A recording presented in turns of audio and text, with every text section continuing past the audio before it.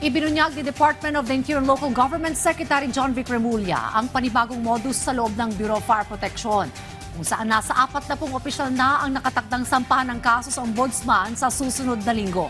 Yan ang ulat ni Ryan Lesigas. Nitong mga nakaraang buwan ang ibunyag ng Department of the Interior and Local Government ang talamak na korupsyon sa Bureau of Fire Protection. Para maiwasan ito, ginawang mandatory ang pagsusuot ng body-worn camera. Pero ang nasa likod ng mga modus sa BFP, never say die sa kanilang kalokohan. Nabisto ang panibagong katiwalian matapos magsagawa ng backtracking ang DILG. Kasi ang nangyayari ngayon, nauuna ang nagbebenta ng fire extinguisher. Dadating sa loob ng lugar sa loob ng tindahan, sa loob ng clinic, sa loob ng negosyo, sasabihin nila, oh, parating na ang fire inspector nyo. Bumili na kayo sa akin, ako na bahala, papasa na kayo kagad. 99% tried to game the system.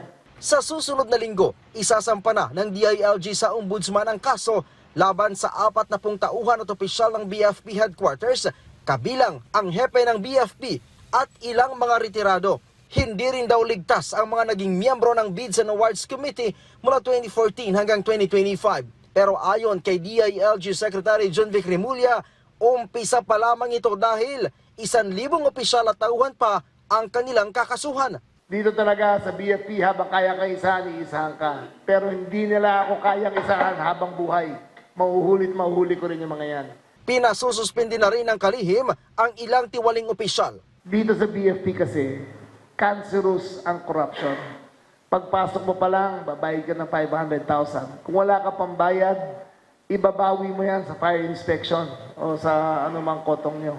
So it becomes systemic, structural. The entire organization has been affected.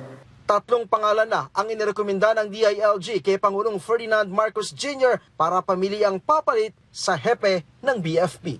Ryan Lesigas para sa Pambansang TV sa Bagong Pilipinas.